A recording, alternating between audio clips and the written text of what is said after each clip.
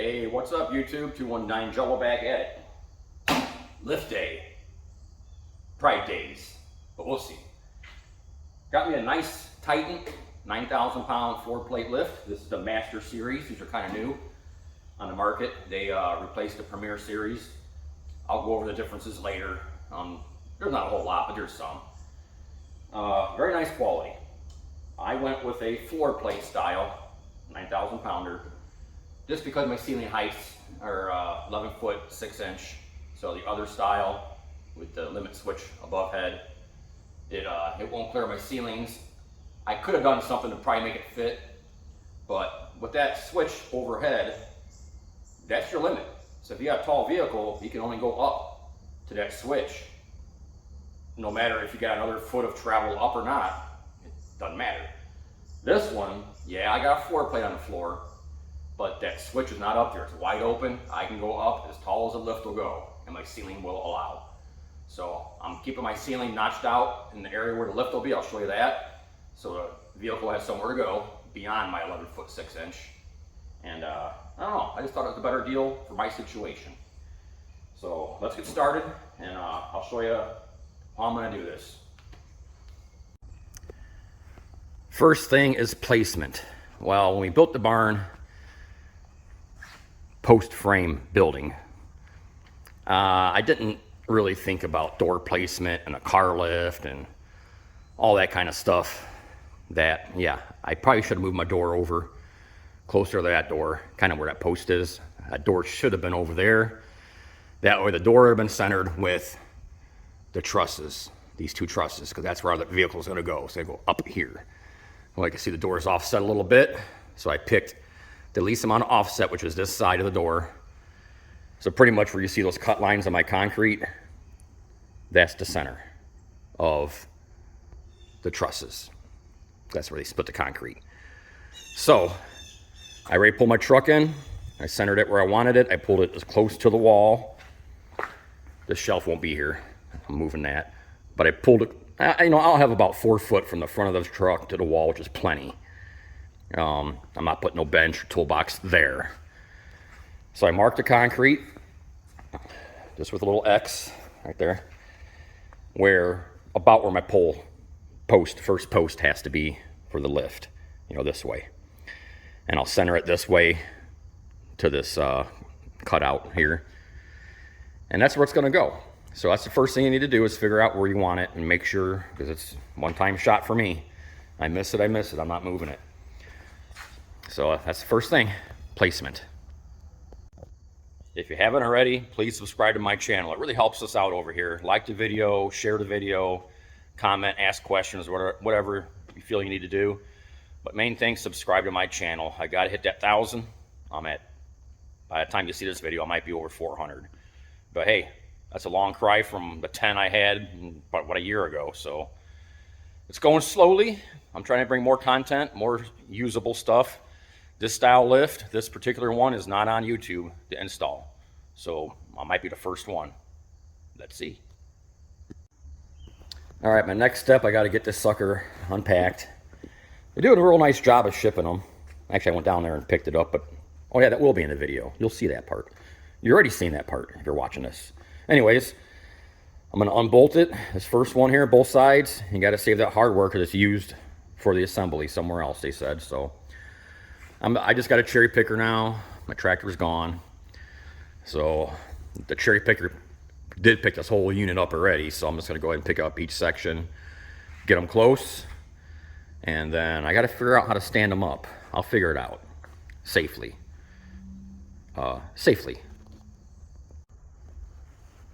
Wow, look at that. One is missing. Yep. Oh, look at that. So you can either be a wuss and get help, or be smart and get help, or you can be a badass and just do it yourself, all by yourself. No, out of all seriousness though, it wasn't that bad. Whoops, almost knocked over my ladder. Yeah, it wasn't that bad. I just wheeled it over here. I laid it down on the board there flat, so I had a little bit of a start to it already. I just stood it up. Wasn't all that bad.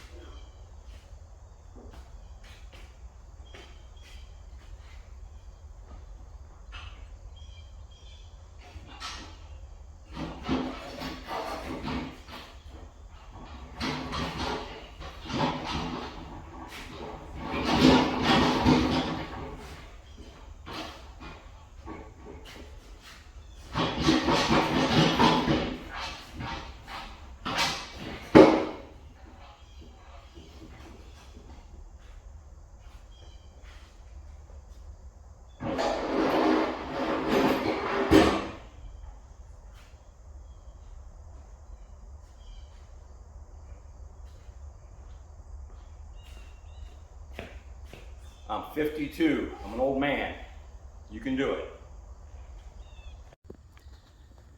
Well, as you can see, got them both stood up, roughed in. So my plan, I got the instructions printed off on online. They say they do it that way now. They don't give them a paper copy because instructions may change, and they can change them online. You can get them online quicker, whatever. So anyways, I got them printed out, and they're very vague. So after watching a lot of other videos, similar lifts, it's the same, pretty much same concept in all the lifts. I have an oil spot right there, which I got to stay off the oil, so I had to shove my lift that way a little bit more, which I'm okay with. And what I'm going to do is, I got my laser, so I'm going to get a laser line from, I'm going to call this my first fixed column. I'm going to do this one first. And I'm going to just go ahead and get a laser, make sure that I got the lift, you know, straight where I want it, and I got it shifted this way where I want it. So I'm going to do a little laying out to give me an inside dimension from inside to inside. So I'll check that, and then I'm going to shift it left to right to get it centered to where I need it. And then once I get that post position this way where I want it, I'm going to twist it with my laser until I get it going straight. And I'll know it's straight because I'm going to probably measure off my wall, or there's another expansion joint cut right there. I'll measure off of that. Ain't got to be perfect as far as my position goes, but I do got to get them straight with one another. Then they told me to go ahead and lift. Well, this one's a little different. First thing I got to do is assemble my locking mechanism. So there's my directions. That's all you get, but that's actually pretty good. So I'll just get all my parts that look like these pieces and put them in just like they show, and get all this built here on both sides. And that'll allow me to lift up the carriages to the first locking point. I don't want to do that until I have these things anchored down to the ground, at least a couple bolts, the back ones. And then I can lift it up, get it out of the way. I don't even know why you really got to do it. I mean, I can do all my work with them down. That's what they say. So I don't want to make it too top heavy. That's up quite a ways, and it's going to make these top heavy. I don't like it. So I'm not doing that until I get 2 anchors in the back fastened on both lifts, both columns. Then I'll go ahead and follow the instructions from that point on. So I got to run to the store. I don't have a hammer drill. I don't have a drill. I'm going to get a rebar cutting concrete bit. I forgot what they call them in the directions. Let me see. It calls it a concrete bit. Somewhere else in the instructions, they called it rebar cutting, whatever. So I'm going to assume I'm going to hit rebar. I'm probably going to. I'm going to go ahead and get the rebar bit and a hammer drill. So I'll be back in a little while and start getting things laid out. All right, well, I was getting these things kind of aligned to each other, and I am 7.5 inches from center to the crack. It calls for 8. 1/2 of an inch is not going to kill me. I have to be there because I'm centered on both of them, 7.5 inches. And that's my inside dimension, is what it's supposed to be. So I started kind of getting them lined up with my laser on this edge, which would be pretty much parallel to that cut line. And I noticed this one was rocking pretty bad. And I found out my concrete's actually pretty good concrete, except for right here. I got, kind of hard to see, but there's some rock in there. There's like a lump right here that runs this way. So I got to stay off that lump. Now it's laying real nice, a lot less shimming. I had to move it over a few inches where I wanted it. Like that's where I had my truck in yesterday. That should be about my passenger door right there. So I'm going to have to pull forward a little bit further. But I still got, geez, I got 10 foot to the wall, you know, from this column to the walls, at least 10 feet still. That's plenty. So that rack will be gone and I'll be good. So now I'm going to start getting them in line with each other again, straight, and see if they rock and start shimming them and get them nice and plumb.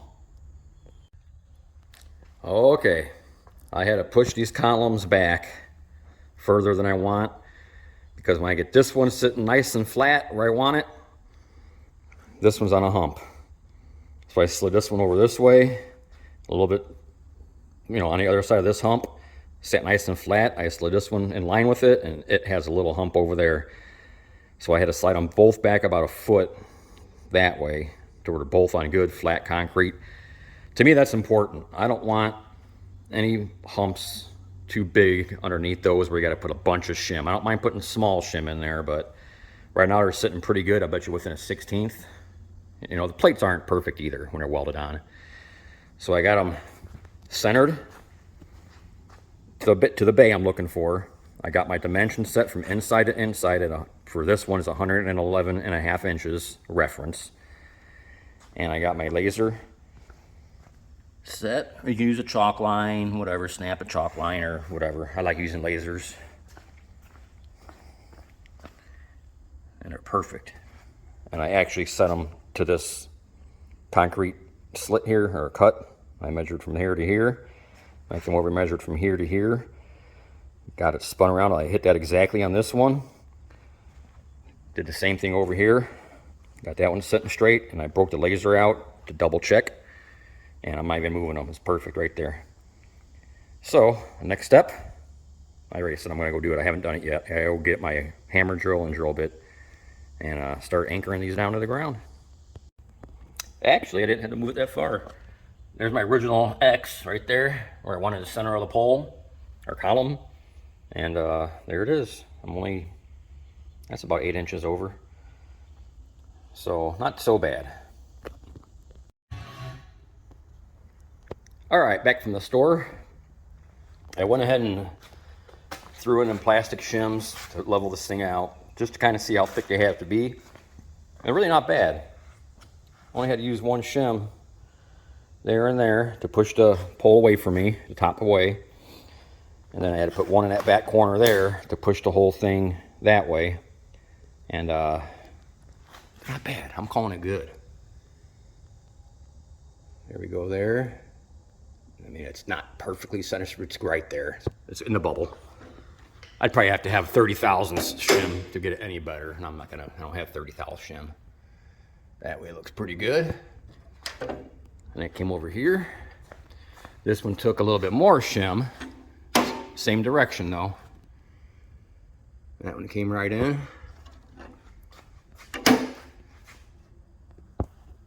That one came right in. I only had to put 2 shims. I had to double them up. 2 there, and that's it. I hadn't put anything over here.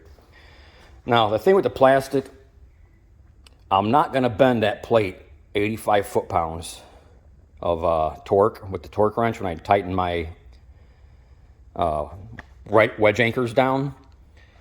So that's not going to bend that plate. You know, it's going to be pretty much all the brunt of it is going to be where it's hitting the ground at.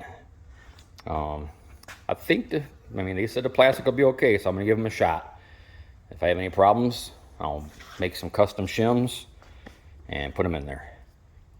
So, here's what I just got back from the store. I'm only drilling 10 holes. So, with the Harbor Freight, bought me a $25 hammer drill, 1/2 inch drive, variable speed. And that'll do it. I bought me a Diablo 3/4 inch hammer drill bit, but it will go through a rebar if you have to. So that's what it is. I bought the short one. They have a real long one. You don't need all that. That's plenty of flute length. 8-inch of flute. I'm doing a 4-inch hole. I'll go a little deeper until I break through. So 8-inch perfect. So I'm gonna go ahead and get a small mason bit right now, and I'm gonna drill one test hole right there. Make sure I got 4-inch thick. I know it's 4-inch thick. I was here when he poured the concrete, but I'm just gonna check anyways. So that's my next step. Oh yeah, and after shimming these, things moved around. So I went ahead and got my laser set back up, and I know it's hard to see right now. You can just see that green line, nice and straight there.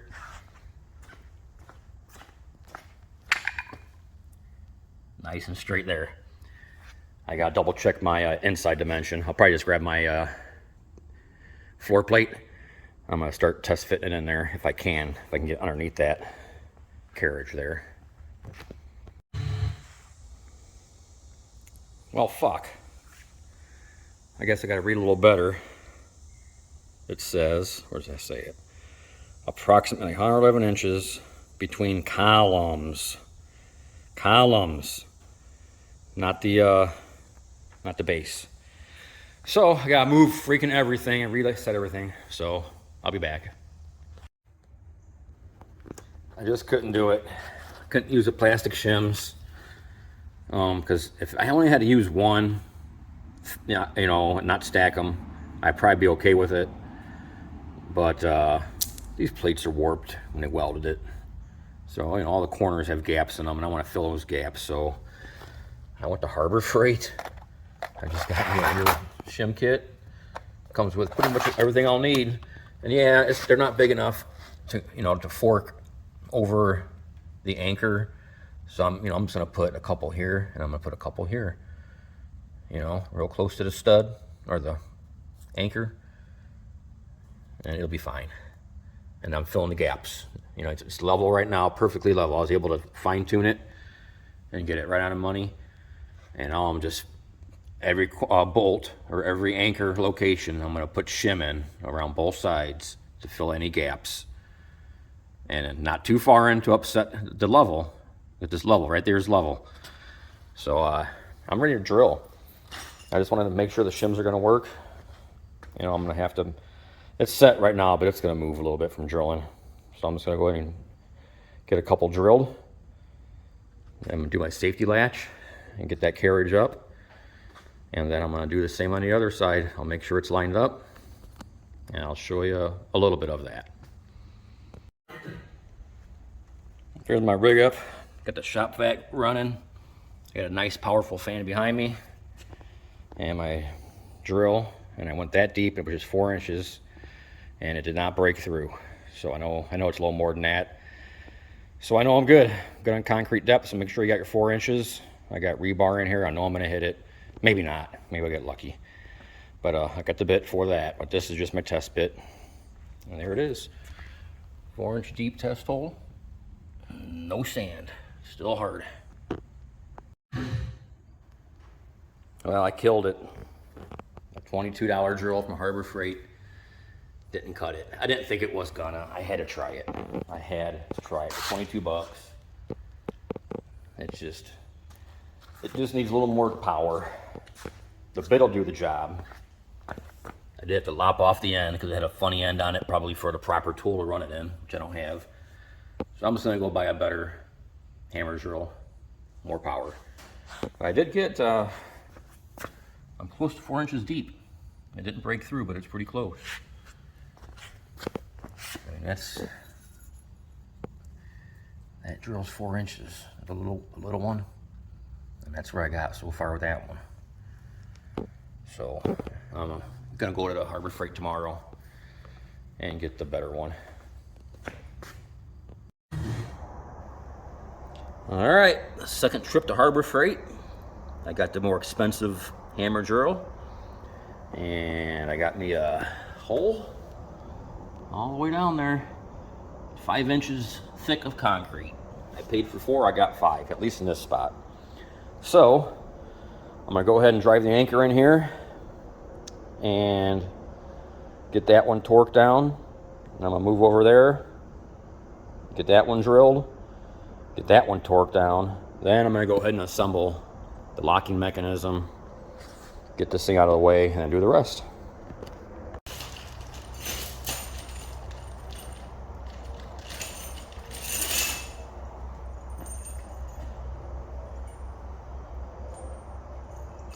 All right, here's what they gave me. It's a typical wedge anchor, nothing special. Lock washer, flat washer nut, and they always have your nut already screwed on there. And I would have it until it's just below. We're gonna be beating the shit out of it and mushrooming it. And then I would drive it down all the way to the washer, right there. So to verify that depth, what's beneath it, where this part is, it's 5 inches. I got 5 inches of concrete. You may wanna, if you got 4 inches of concrete, I would measure from the bottom of your washer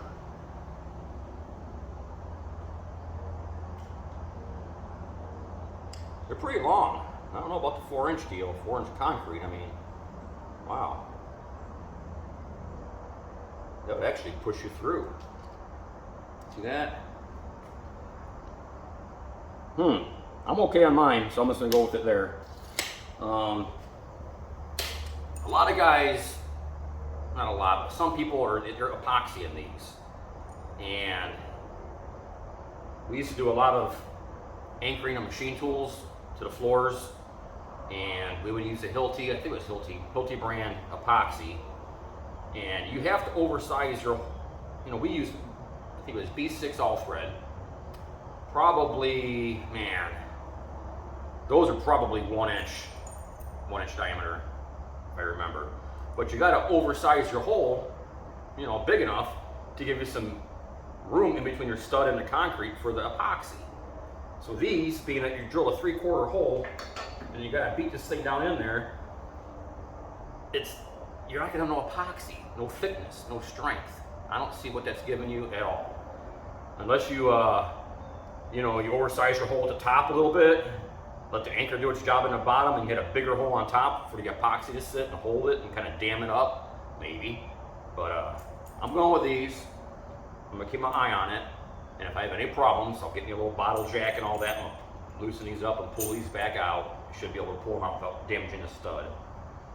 But I went ahead and drilled through, just in case that don't work. I can beat them back all the way down and then put a, open a hole bigger. I'm not gonna have to do all that. I'm not even sure why I'm even talking about it, other than I wouldn't epoxy these. I just think it's a bad idea. I don't know. But anyways, here we go. BFH.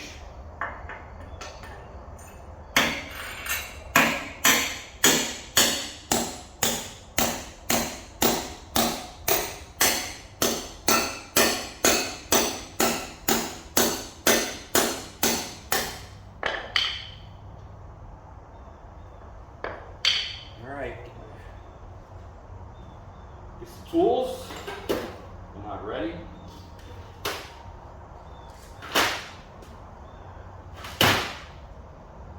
What is that?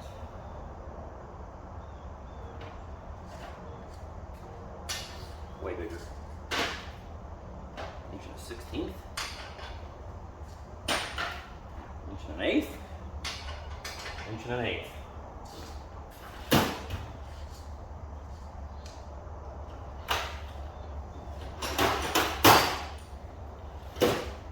So that's at 85 pounds.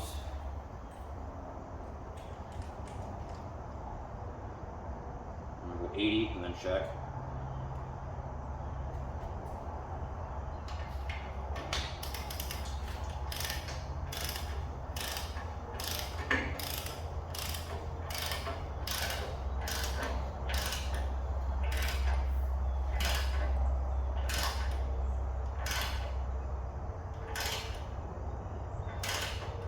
It's getting tight.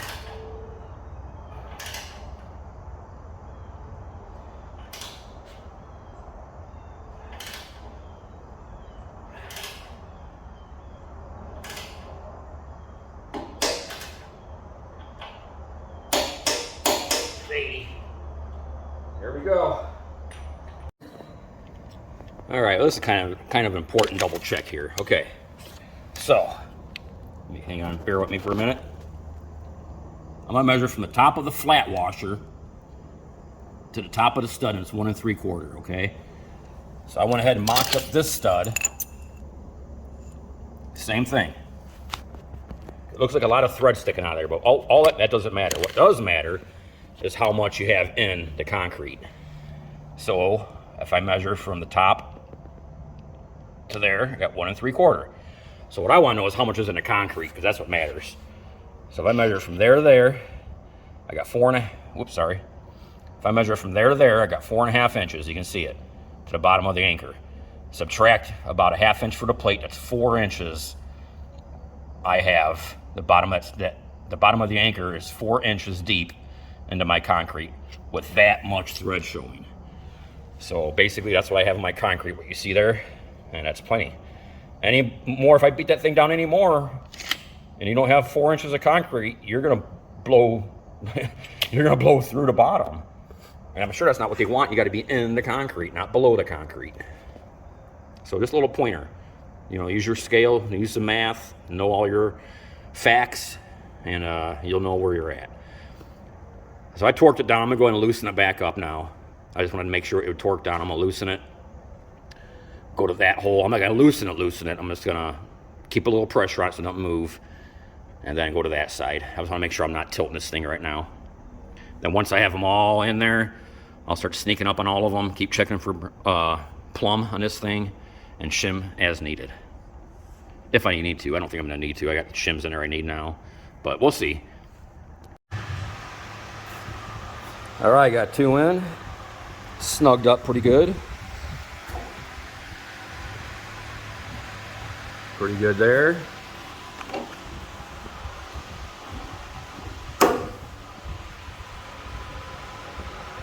Pretty good there. All right, I'm gonna go ahead and continue to rest. I'm not gonna show all that. I'll just get back on a video here when they're all in and shimmed and torqued. One more thing I didn't talk about. When I'm all done drilling, I take my air gun and I blow it in there. Same time I got the vacuum going and get all the crap out of the hole. So you gotta keep them clean. But yeah, that drill is working good. Anyways, that second Harbor Freight drill, that Bauer brand is doing great. Perfect drill for this job is 40 bucks. Can't beat it. Got 3 holes down, the bit's holding up. I mean, they make the bit I bought had that weird tang I cut off. It's really made for the bigger hammer drills, like $100 and up drill. I don't need all that, so bought it, chopped it off. I found a good cheap drill, and it's working. So I'll continue on. All right, all the anchors are in. I loosened them all back up. So I'm doing my final shimming right now, which is really close. But I did have to put a little bit more in the back here to pitch it away from me, you know, that way. And side to side is still really good. And front to back, after shimming a little bit more in the back there, I got it right on the money now. Hard to see. There it is. So what I'm gonna do now is work my way around and fill the gaps. I'm just gonna put shim in any gaps I have by the bolts and both sides of the bolts. I'm gonna make sure I got shim here, there. You can kind of see those 2 shims that got started there. All the way around, I'll make sure I got shims on both sides of the bolts, and I call that the free rest. So when this thing is all, when I have this thing all plumb both directions, now I call that the free rest. So any gaps in there, you want to fill with the shims, but you don't want to upset anything. So I push them until they just stop. Call that good. I'm going to start torquing slowly, just kind of go around this thing and kind of equally draw it down, because it shouldn't really move anywhere now that I have shims in there kind of controlling the gaps in there. It shouldn't move around a whole lot, but I'm just going to be careful and work my way around it, get them all to final torque. I'll keep checking my level, and that sucker should be perfect when I'm done. All right, all torqued down, 85 foot-pounds. It's level, and I'm checking my line again. So I know the other one is didn't bump it or nothing sitting here. So this one's all set. I'm gonna start shimming it and repeat the process. I'm not gonna show all that though. Second post done, torqued, shimmed, level. This one turned out real nice.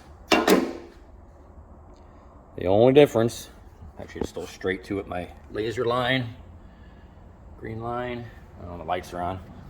But only difference, this concrete is thinner on this side by about 1 inch. So I'm about like 4.25 inch thick concrete here. So the studs pull up about 1 inch higher than the other side before they wedge it into the concrete. That's what I was saying earlier about how long the studs were. If you had 4-inch concrete, then you run your nut all the way up to, you know, 1/4 inch below and beat them in, you're gonna go past the bottom of the concrete a little bit. So then it takes that inch of draw up before it comes back into the concrete and wedges in. So yeah, your studs will tell you, or your anchors will tell you a lot about the thickness of your concrete. But yeah, they're good. It torqued down. I had to go get a deep well socket. Pretty happy. So next step, yeah, that guy. So I'm gonna go ahead and start getting that going. I'm probably not gonna show you all that either. Just a diagram here. I'll probably briefly go over it. All right, now's a good time to get all your safety latch hardware and bracketry and whatever. So there's all my parts. I lay everything out real nice, so I know what I'm dealing with. And I skipped this step. This was supposed to be step number 4, but I didn't really need to lift them up and lock them in yet. I just did the columns. Remember, I didn't want to lift those up and make them a little bit more top heavy, so you really don't have to do that. So I'm gonna do them now. So I showed you that. I'm gonna get going. All right, almost got ahead of myself. This is the side I want to put the controls on. It really doesn't matter to me, but it's just shorter wiring is all it is. But these are specific, as you can see. That's drilled, and it's got the weird little deal in there. That's for the power unit and pump and all that. And your handle will be on this side for your release. So keep that in mind. It wouldn't have mattered to me if it was over there. I'm cool either way. Well, there's where I came up with, according to the handy dandy chart. So you got your main pin, you got your retaining clip, you got your steel washer, you got your large spring, just like, you know, right there, goes around this guy. Then you got your little nylon washer in between the main part here and the welded on lugs. Then on this side you got this little weird bracket deal, and that's how I put it on. Then you got nothing else in there. Then you have the other spring, and it goes around the bolt like that. Kind of weird. I would have made whatever. I mean, it just kind of floats like that. I may add another nut to this side. Well, no, you got to kind of keep it. Okay, I may add another nut here and jam nut it so this doesn't spin. We'll see. And I'm assuming that that's right. And the release cable will probably hook up to that deal and go down there. And I got to put a pulley in. So that's where I'm at now. Actually, I'm going to the other side.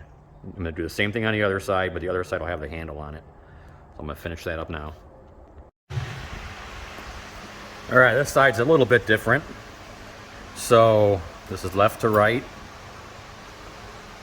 This is the front of the lift, the front. So you got your retaining ring, your steel washer, your first spring that goes underneath the stud here, like the other side. And then where the difference is you put the other spring right after it, the bigger one that loops around this guy. So it looks like that. So there you have it. Snap ring, washer, first smaller spring, second one. And I shove it through. Then you got that little funny bracket that mounts to your stop. And same thing, I put the screw in there with the jam nut. Tighten it down. It did get in the way with this guy. I had to back it out a little bit to get that nut on. Tighten her up, tighten that up, and I got just enough clearance in there now. And then, of course, the big stop, and then the nylon washer, then the steel washer, and then the retaining ring. Push it all through, and there you have it. It works. All right, so next, I gotta do something about some little pulleys down on both sides here, so I'm gonna go ahead and check that out. Actually, now that I have those stops in, or latches, now I gotta get these cables out of here, and I gotta lift the carriage up to the first, actually right here, this guile, I'll lift it up and it'll latch into there. So I'm gonna do that on both sides, get those carriages up like they're supposed to. I skipped that step. So I'm going back, getting caught up to that step, then I'm going to the pulleys on the bottom.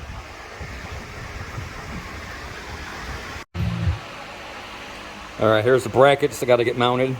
I'm assuming them bolts, don't really tell you what bolts to use, but that assortment there, I used these guys right there.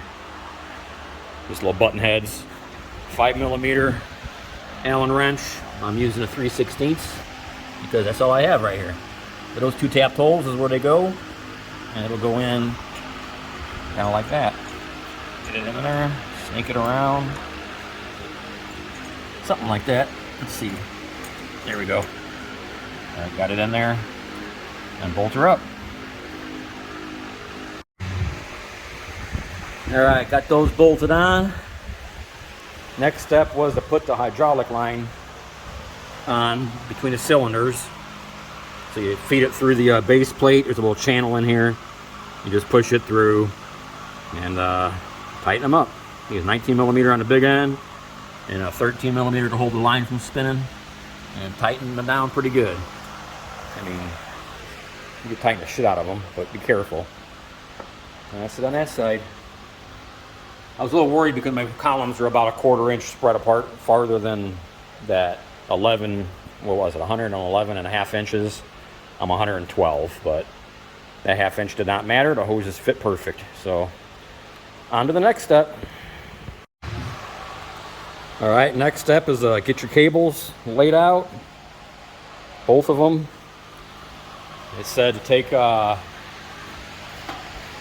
had 2 nuts on there and a washer between them. It told me to take the one nut off, and didn't say nothing about the washer, and then run this one up to the top. I don't know why, probably to protect the threads. And what we're gonna do is run this cable to this carriage up and around that pulley, this side of the pulley. So we're gonna go up and then back around the back, and then back down, all the way down through here, all the way back down. And then we're gonna come around the back side of that pulley. So we'd be on the back side and then wrap around the bottom. And it's gonna go all the way to the other side, back around that pulley, the back side, and then up. And then it's gonna probably connect right here. So the threads are poke up through here, and that's how we make our adjustments to equalize each carriage. And then we'll do the same thing with this one, going the other way, all the way. All right, well, that one pulley we bolted on a little bit ago, a couple steps ago, it is in the way. You can see back there's no room between the pulleys, so I can't get the cable. You know, I'll try to get it up behind there, and it won't go. It won't go behind because that's in the way. So I'm gonna pull that back out. That's a mistake in the directions. There really was no reason to put that in yet because we're not ready to do any of that. So I'm pulling those back out, and I'll put them back in after this cable's routed. All right, well, I knew it was coming. They fucking screwed me. I'll show you. There's no way you're gonna get that cable underneath that shiv or pulley, whatever you want to call it. No way. There's like a 1/4 inch gap underneath that thing, and you just can't get it in there. So I had to pry the cylinder up and off. There's like a little, must be a little stud underneath there that locates on. I had to pry under the fitting enough to get a gap underneath it, pry it off that stud, push it over, pull the cotter pin out, pull the pulley off. Now I should be able to lay the cable in there, put the pulley back on, and reverse the process. What a bunch of shit. The whole bracket probably should have been about another 1/4 inch higher. I think I missed that dimension. So, something to watch out for. I can edit this video and take all this bullshit out. I'm not gonna though, because this is how you learn. You watch videos on YouTube. Yeah, they put a little flat right there to get the cable. You can get the cable underneath there. I didn't see it till I pulled it off. So yeah, it would fit if I would have rotated that around and seen that. And it's not in the directions. It'll be in my directions. So yeah, I took it off. At least it's only one I gotta do. So anyways, I'll show you how to do the other one the right way. All right, bolted that pulley back on. Got the cable routed underneath. Line up your flat. There it goes. Zoom out, you can see it. So, right here where it comes anchored from the factory, that's gonna run up to that pulley, back around the back side, back down all the way through the carriage, and then back underneath the shiv, line the flat up. Goes in this side of the channel. There's like little channels in here, so go stay on that side. Pops out. Get it behind that one, and it comes up, and you anchor it right here. And that's how you adjust your balance. Get both sides tuned. So I'm done for the day. I'll be back tomorrow to do the other cable. New day, scorching hot, like 110 heat index. Awesome. So I'm just gonna do this side, get the cables ran, and I'll probably just do that on a video and speed her up so you can see how I actually ran the cables.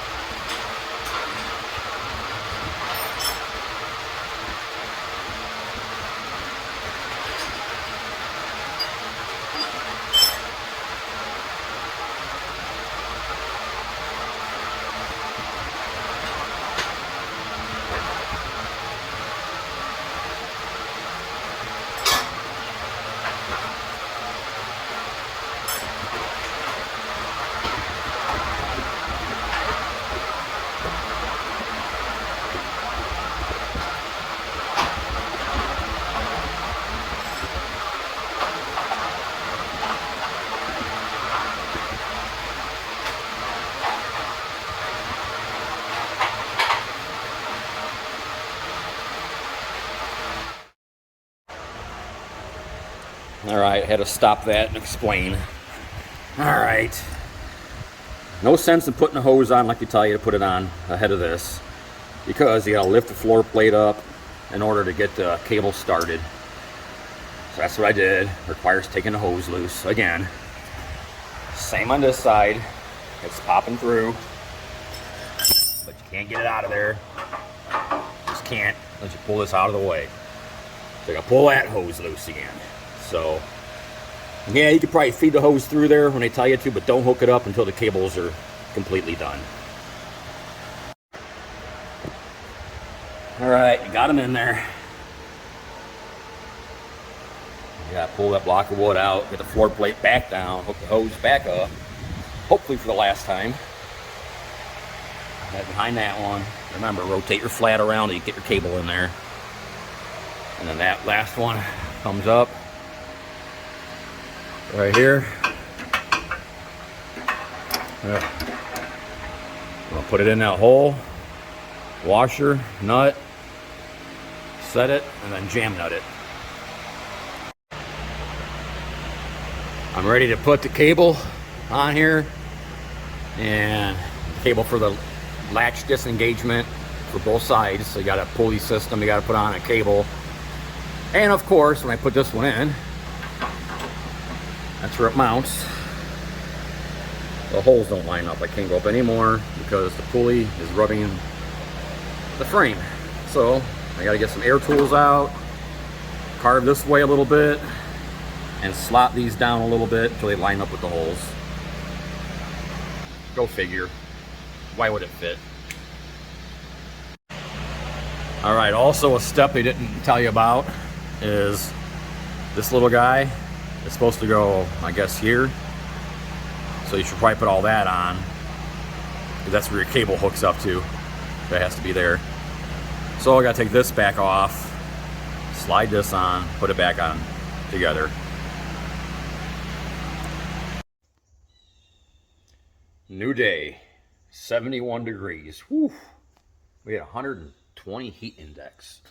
It's crazy. New record of this time of year. It's been years before it's been that hot around here. Anyways, I'll show you what I did. All right, I went ahead and just got my little grinder, and I just put a little heavy chamfer on there. And then the bracket itself, I just slotted the holes a little bit. So now, put that guy in there.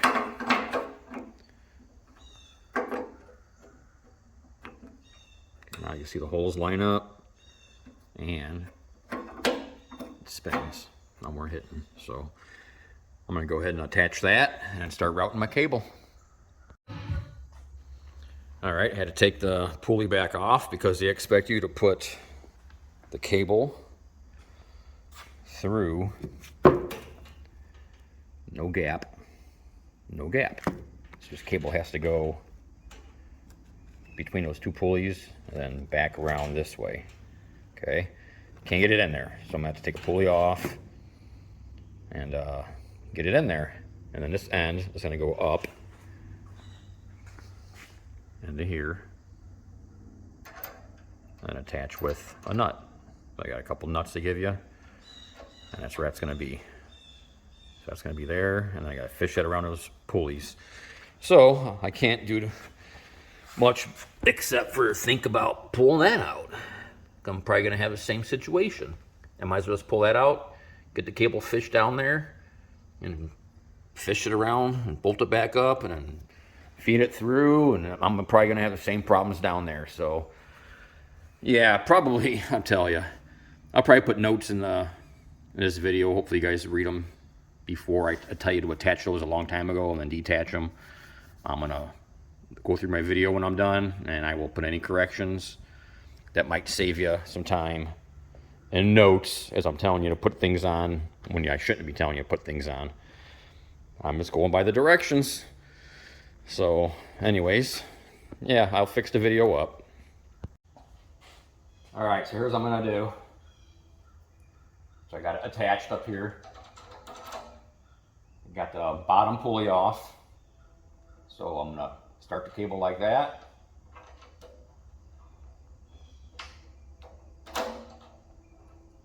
in between those two.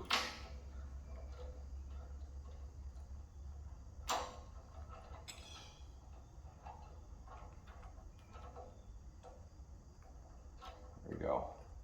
I'll put the snap ring back on. Balance in there for a minute. So yeah, put that retaining ring back on there, and that's started. All right, so this is the back side, or the end side. This is where that pulley's gonna come through. So this cable's gonna feed down, not through the carriage. You don't wanna put it through inside of here. You wanna go behind it. There's a little gap behind here. So you wanna make sure you feed it straight down behind the carriage, because you don't want, when this carriage goes up and down, you don't want that cable going with it. It has to be independent. So it's not like these cables. It's gonna go behind, and then you gotta fish it through. And there it is. Let me zoom out a little bit. There we go. So there it is. But like I said earlier, there's no way I'm gonna feed this threaded solid stud through that pulley back there. There's no way. So I gotta pull that pulley off, feed it through with it disconnected, and that's just the way it's gonna have to be. All right, so I pulled it through. I disconnected this back. Now you can take the stud end, feed it through here. Try to do it one-handed. Now see, if you had it bolted in there, there's no way you can make that turn. It would hit the metal. So now I can make the turn. Got it started. Now I could probably bolt it back on once I got it like that. So now I can bolt it back on, and then that stud's got to feed all the way through. Haven't figured this one out yet. I got to feed it through there. Man, I might have to get some rigid wire or something to pull it through. We'll see. All right, just kind of hand tighten the bolts.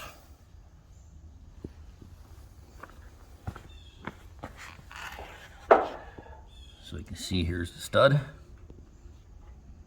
See the pulley back there, how it runs through. Now I got to feed this guy next to this cable in the cable channel. I don't want to be in the same channel as the hose, you know, because you're going to be, might be some abrasion over time. So I want to keep them separate. I guess I'm going to just kind of start it in this channel here. Okay, I'm started. Yep, I'm in there. And I'm going to just try to push it through. I don't know. I'll try. And then this side,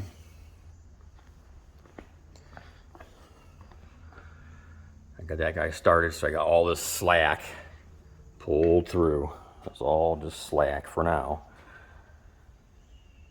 See that? So as I feed it through the floor plate, the slack's gonna eventually be pulled right back up into that point.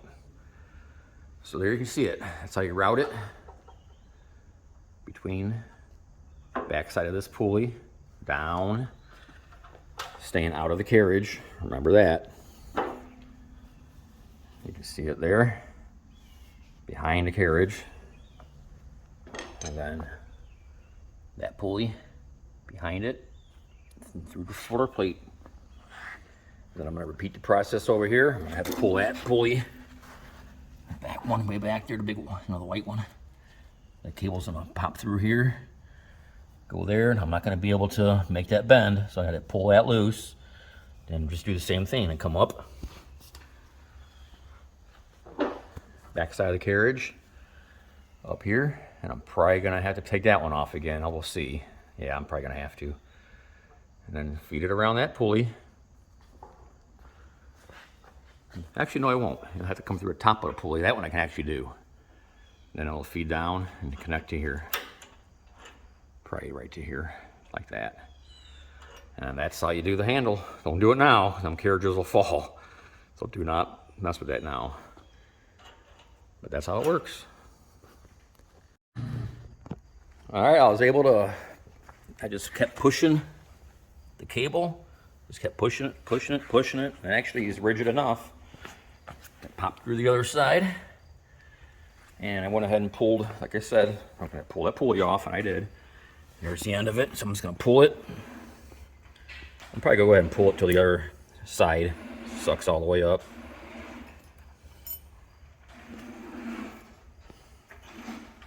All right, got tight.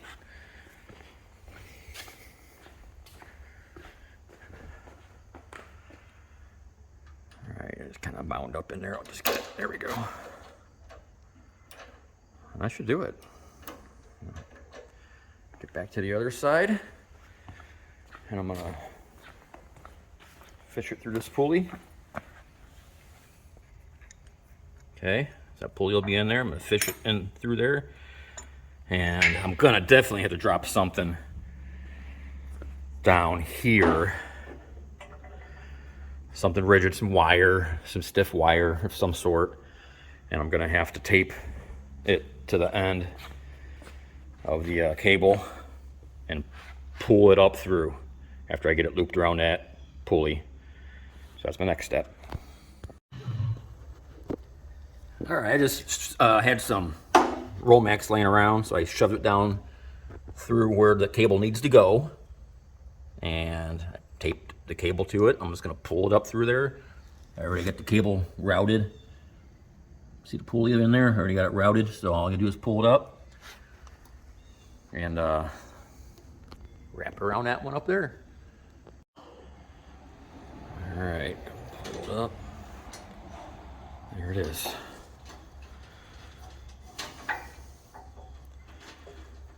Get a hold of it so I don't tear the tape off. There we go.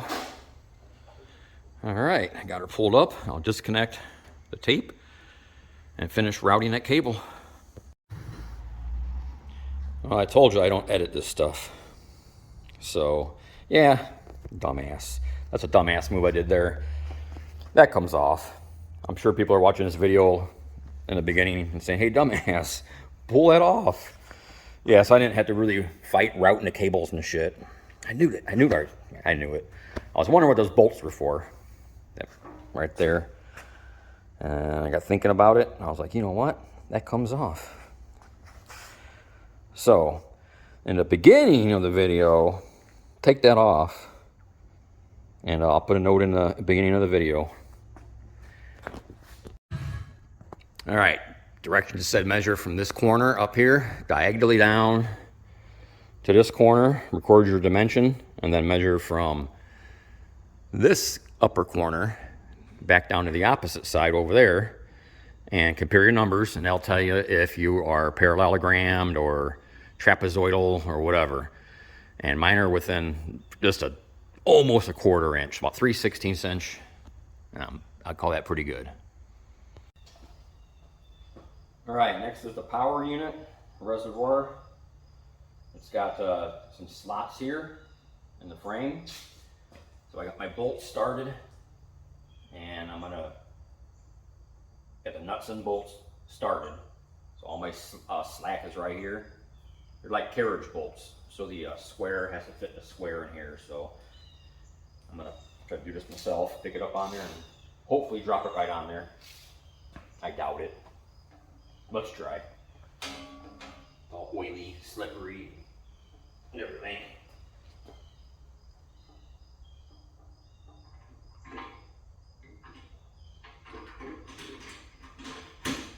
One. Got two. There we go. I can start the other one, so I'll probably tighten those up a little bit. There we go. All right. The rubber washer was between the frame and the motor mounting bracket, just like that. I had it the wrong way, so that's how you do it. I'm gonna go ahead and button up the top ones, get those in, tighten that down, and we're gonna move on. You won't be able to get the top ones in yet because the carriage is in the way. So just put those two bolts to the side for now, snug up just the bottom two, and we're gonna move on from there. Went ahead and attached the hose from the pump to the cylinder. Hose looks pretty good. I just got to watch right there. Make sure it don't jump around and get cut on that gusset. I went ahead and put the arms on. Now this is the difference. One of the differences in the Master Series is they went with the European carriage, or European arms they call them. They go on the inside versus going on the outside. It's supposed to be a better setup this way. Not sure what else yet, but that was one of the main features that they changed. So yeah, got them on there. Short arm to the front of the vehicle, long arm to the back. This is a symmetrical lift, but I think that's the other design change they made on it. It's considered symmetrical. It's kind of a hybrid between an asymmetrical and a symmetrical. So we'll see when I get a car on it. Wiring, I had to go get some 10-2 wire. This is 14-2, but I got to go 30 amp, 50 feet. So a 30 amp breaker. Gonna go from there, over here, drop down. So that's a good reason why I went on this side. Shortened my length up, because that freaking wire is expensive. All right, calling it quits for the day. I'll be back out tomorrow to button this thing up. All right, all the arms are in place. Put a little light coat of grease on the pins. Make sure that the little gear teeth rack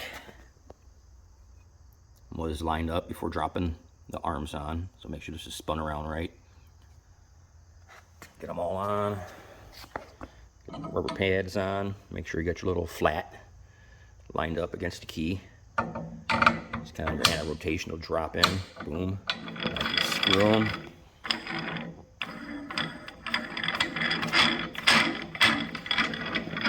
And put the toe guards on now. Obviously, short one, short arm. Long ones, long arm. And I got the truck adapter brackets mounted. Retaining rings got to go on underneath the pin at the bottom. So right there. I'm gonna stick these guys on there. All right, and I mount the limit switch. It is on the power side of the column, on the front side. A couple clearance holes already drilled in there. Bolts go from the back side, and this is tapped, so you thread it into this piece. Only 2 of the 4 screws are used. That's good.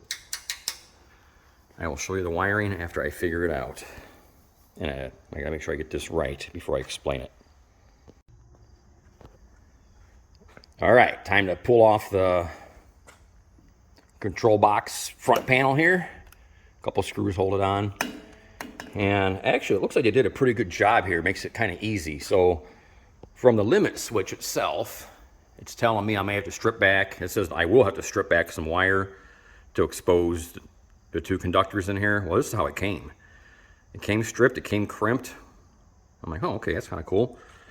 And then one of the wires from the relay is already in there with the connector already on it. So I just push, and it probably doesn't even matter which one goes where. It's just basically all you're doing is interrupting the signal from the push button. Here's a push button. And you can see they already have it, but the directions say I have to take one of these loose. Well, they already have it like that. Plug and play. That's pretty freaking cool. So basically, all you're doing is taking one of the wires from the limit switch, and you're gonna plug it into the switch, the push button, and the other one goes to the other blue wire that goes to the relay. And that should be it.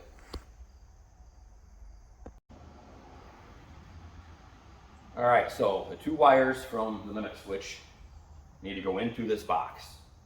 So I pulled that blue wire that came from the relay. It shipped it out already. I just pulled it through it, so it's in the box too. So you gotta feed these both in one at a time. Get some needle nose because you're gonna need to grab it and pull it through. The first one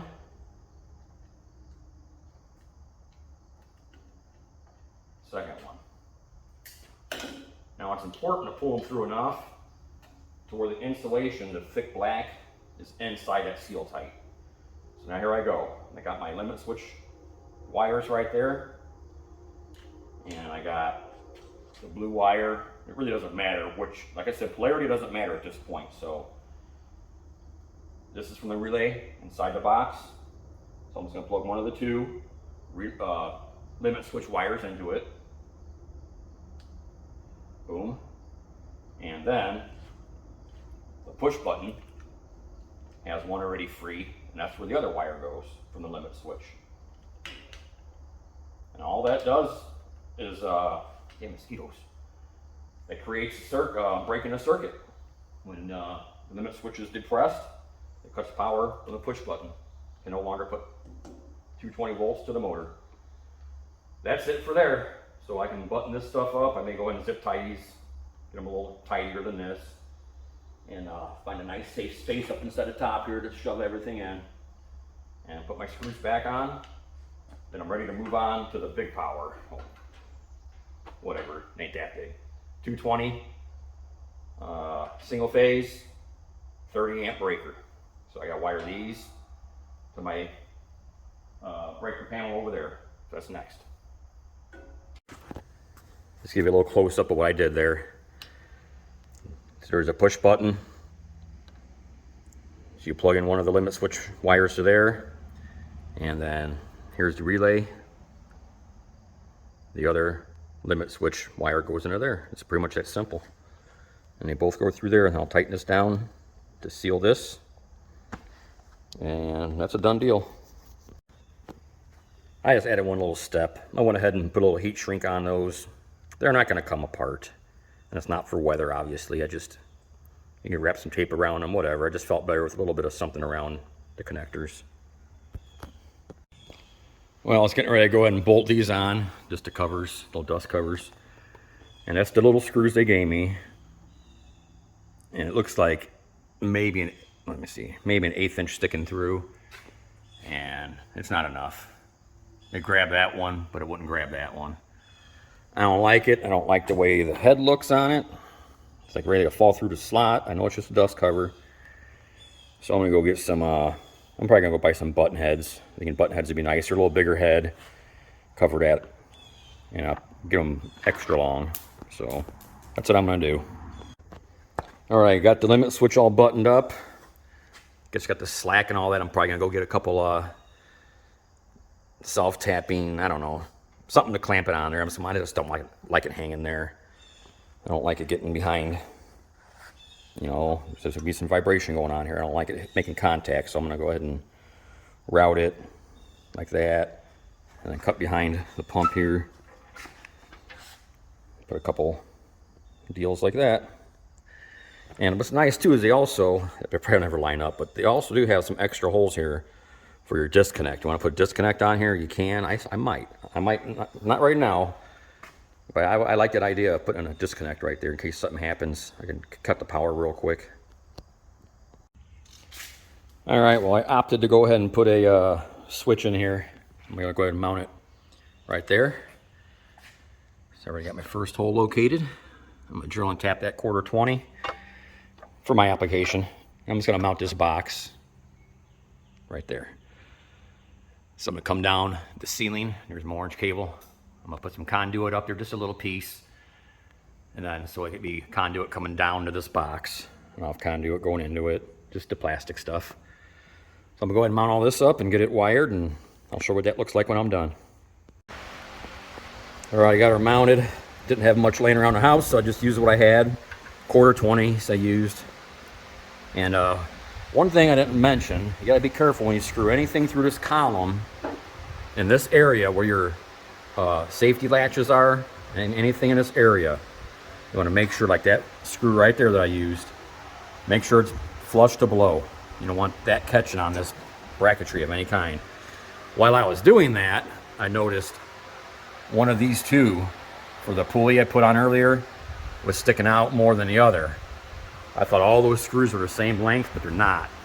So when I was screwing on the plastic panel cover here, And earlier I said they were too short. Actually, they're not. You got to pick the longer of the ones, and they will work. And all the shorter ones should be used on the pulleys. This pulley here, and then on the other side, I noticed the same thing. Those two bolts right there were a little long. See how they would rub? So I pulled those out, and I put the shorter ones in, and I was able to use the longer ones to attach the plastic cover. So just a little keep in mind, if you put any kind of hardware going through the columns in that area where the latches, make sure they're not sticking out. All right, here's my disconnect. And here's my conduit going up. It's just what I did. Anyways, kind of, you know, it's fastened. It ain't gonna go anywhere. So this deal here is pretty nice. Got it from Menards. That's all it is. And so I wired it. So the orange 10-2 coming in goes up to that lug. It doesn't really matter polarity. There's the other lug there, and it comes out, and it's the motor wire going there. And there's your two grounds.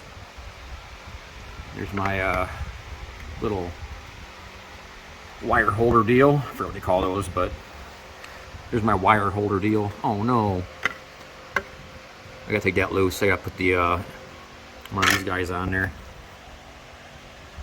So yeah, that should be on there, kind of like this side. And then I'll go back to my panel. So all I gotta do is finish this end, and it's pretty much done. So yep, there's my wire coming in right there. I'm gonna come in right there in that knockout. I'll put one of these in the pocket here. Put one of those in there. Put the insulator on the inside. And there's my breaker. And I'll just hook up my two hots. Boom, boom. And on the ground, that ground strap. And this thing is a done deal. I did forget to mention that whenever you run 220 and you're running, this wire is 10-2, so I only have two conductors and a ground, so they'll be black and white. So when you do that, your whites, you should put red electrical tape or red tape on the whites so that you know they're hot. Same thing on the panel. I went ahead and taped the two whites. Well, it's one white, but I have two breakers in there, and another 220 breaker for something else. So while I was in there, I taped that one up too. So that's what you should do. Next step, I'm getting ready to put some clamps on the wire just to clean it up a little bit so it looks a little better than what it looks like. Don't forget to go in here and do the same thing on the other end of the motor wire. You gotta make sure you tape up that guy red also. All right, I'm not gonna put no clamps on for that wire. I just went ahead and zip tied it to my conduit. Good enough. Less holes to drill and tap in the frame. Zip tied it to the main power cord. I think it looks pretty good. Pretty good right there. Okay, another problem I found, not a problem, but this is not right. You don't jam nut it like that. I should have a nut on the back and a nut on this side. I can barely got enough threads this way, and it seems like the cable's too tight. So I'm gonna move the nut on the other side on both ends of the cable. We're ready to test it. Power's on. Oil is in. We're ready.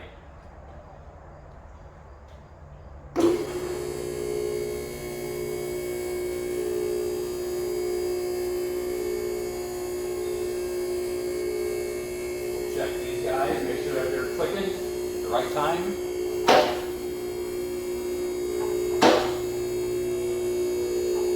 Close enough.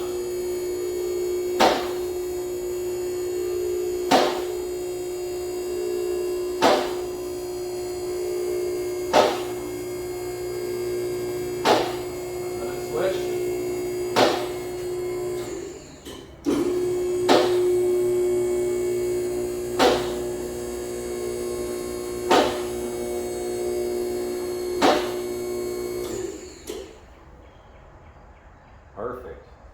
Coming down.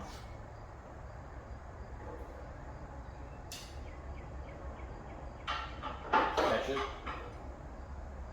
Go. It stops.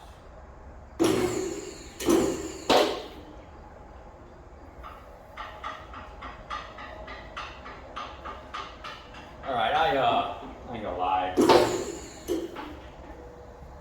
I already tested it. I already said it. I knew it worked, but looks good for the video. I'm within a 1/4 inch from arm to arm off the floor. It's not perfect, but a 1/4 inch is good enough. Yeah, it's pretty good. I'm pretty happy.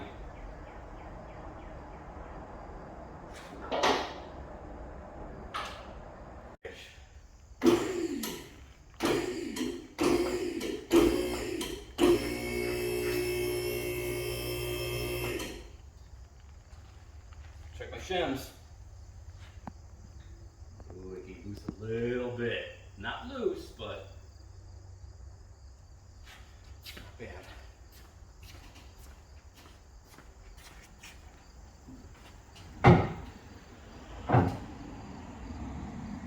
Pretty fucking centered.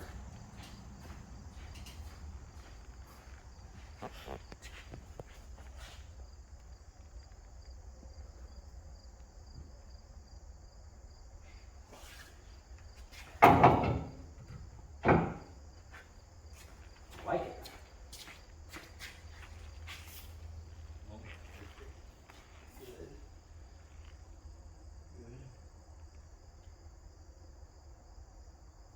Good.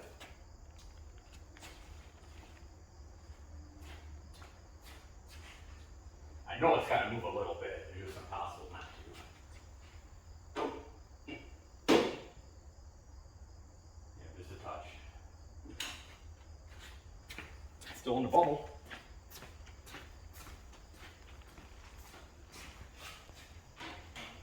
Seal them out.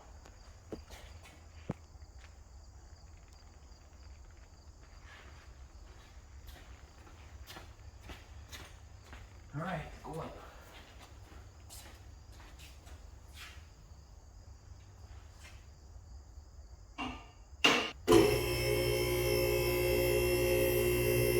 Good falls, maybe I get a new truck.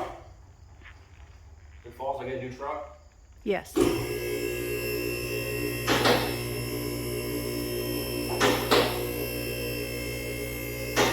that one's ahead over there.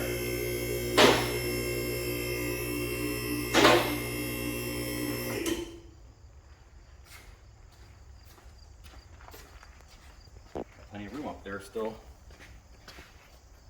Kind of keep your eyes open. What do we got? Well, I got quite a bit more.